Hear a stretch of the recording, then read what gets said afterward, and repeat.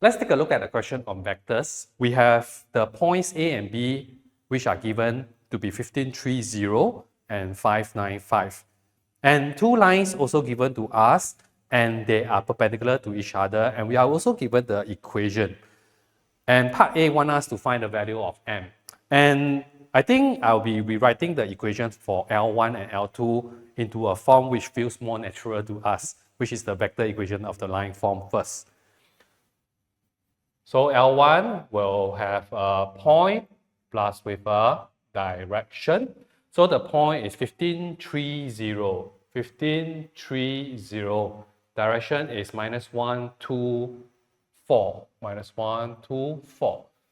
So similarly for L2, you will have a point and a direction.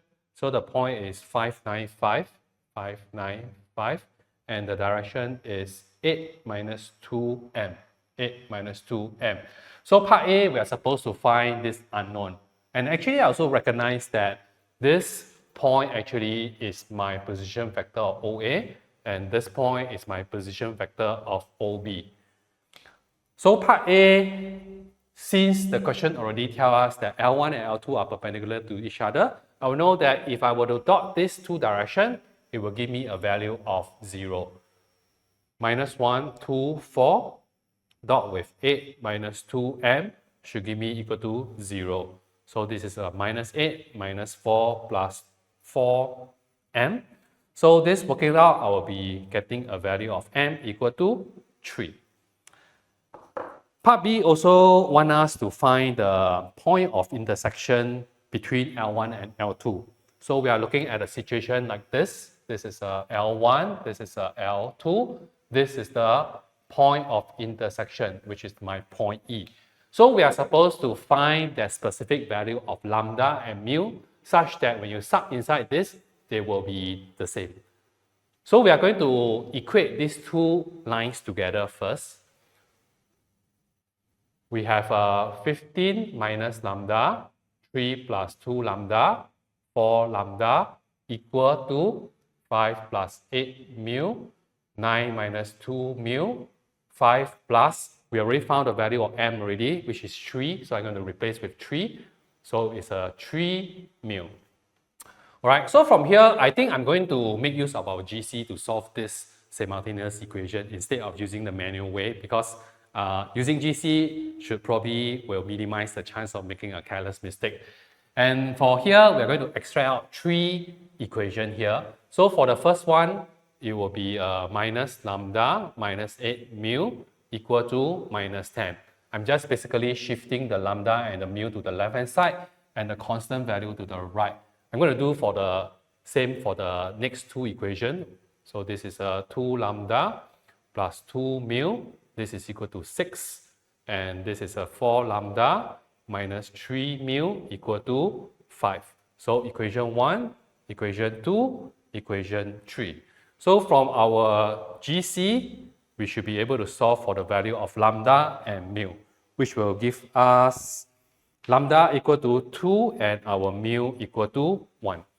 So with this value, I can either sub lambda into the first equation of my mu into my second equation. There's no difference because they are intersecting. It will give us the same point. So maybe I'm going to use the lambda equal to 2. So subbing in, we have position vector of OE is equal to 15 minus 2, 3 plus 4, and 8. So working out, it will just be 13, 7, and 8. Alright, so but we should be a bit more careful because the question wants us to find the coordinates of the point of intersection.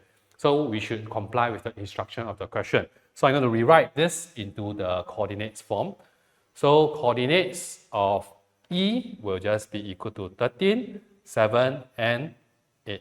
So this will be the coordinates of my point E. And for part C, we are also asked to find the Cartesian equation of the plane pi, which contains the point A, B, E. So to find the equation of the plane, I'm going to use this formula, R dot n equal to A dot n. So what we need is just a point on the plane which we have. We can either choose A, B, or E. And we also need to find the normal of the plane. And normal of the plane is found by just crossing the two directions. So the two directions I think we can find is, let's find what is our direction of AB and AE. So for AB, will just be equal to OB minus OA. So OB minus OA will just be equal to 595 minus OA, 1530. So this will work out to be equal to minus 10, 6, and 5. I'm going to find what is my AE. So AE will be OE minus OA.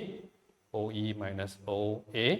So OE we already found is here, which is equal to 13, 7, and 8 minus away OA, which is equal to 15, 3, 0. So this will work out to be minus 2, 4, and 8.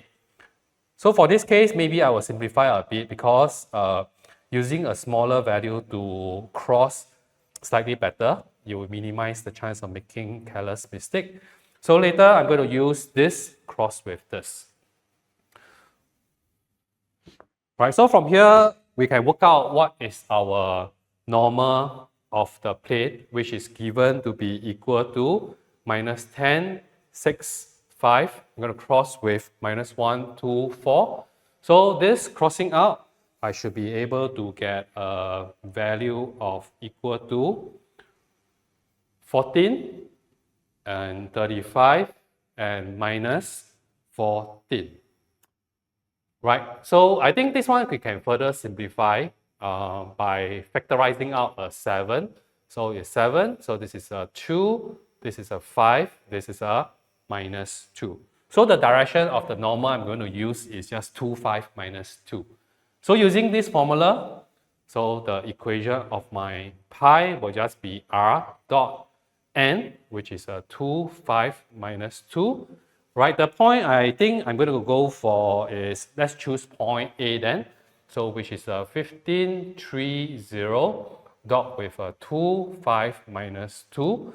So this working out, right, I will get a value of equal to 45.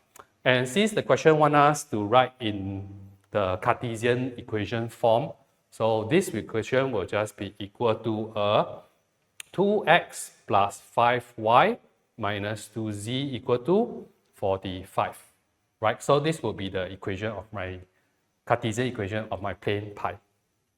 In part D of this question, we are given the point D, which has coordinates of minus 1, minus 3, 2, and we are supposed to find the position vector of the point F, which is the full perpendicular of point D to the plane pi.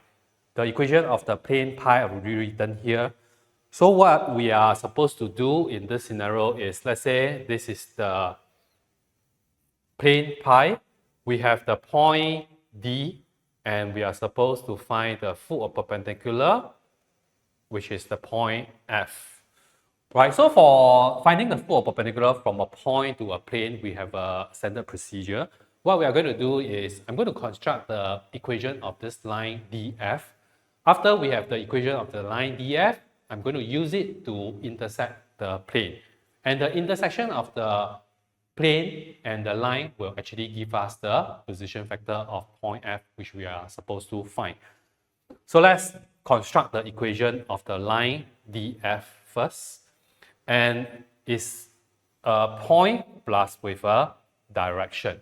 So the point, I'm going to use my point D, which is minus 1, minus 3, 2.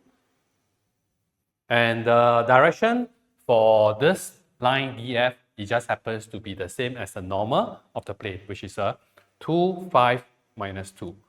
So at the point of intersection, I'm going to equate the equation of the plane and the line together. So I'm going to combine this. I'm going to sub inside here.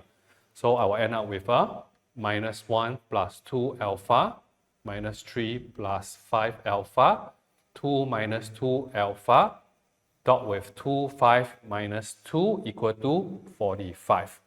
So let's expand this. Minus 2 plus 4 alpha minus 15 plus 25 alpha minus 4 plus 4 alpha equal to 45.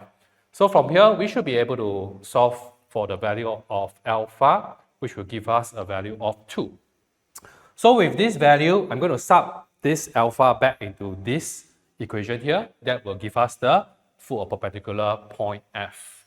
So therefore, OF will just be equal to minus 1 minus 3, 2 plus 2, 2, 5 minus 2. So this will be getting us a 3, 7, and minus 2. Right, so this will be the position vector of point F. And the last part of this question wants us to find the exact area of the circle that passes through A, D, and F. We have D, we have F. A, actually, we know that it will be inside the plane pi because in part C, the plane pi contains the point A, B, E. I'm not sure where point A is. Perhaps I can just roughly say it's somewhere here. This is my point A.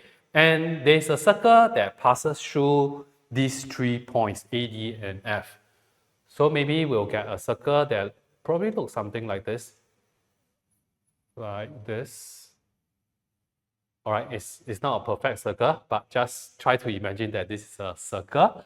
And since we know that this is like a full perpendicular from this one is a full perpendicular, I'll know that actually if I connect this point here to my point F, this one to my point D, this actually is a right angle triangle. Are you able to have a bit of imagination to see what I'm trying to draw? Right, this will be like a triangle, right angle triangle. And this right angle triangle, right, if you remember in our secondary school, there is a property. It's called the angle in a semicircle. Right, so since it is a circle, this is a right angle triangle, I can already see that my AD actually will be my diameter. Right, this is the property of the circle in a semicircle from the secondary school. So since I already know that the AD, right, is the diameter already, right, actually I can find the length of it. And after that, we can make use of the pi r squared to find the area of the circle. So maybe we can work out what is our AD first. So AD will just be equal to OD minus OA. So OD will just be equal to minus 1 minus 3, 2. OA will be equal to 15, 3, 0. So this will give me minus 16, minus 6, and 2. So I'm going to find the radius of the circle. Radius of the circle will just be half of the length of AD. So radius will just be equal to, maybe I can just write it here to make some space. So the radius of the circle will be equal to modulus of AD divided by 2. So modulus of this one will just be a square root 16 square plus 6 square plus 2 square divided by 2. So for this case, I should be able to get a value of a square root of 296 over 2. Right, so therefore the area will be given to be pi r squared. So radius in this case will just be this, which is a square root 296 over 2 holding square.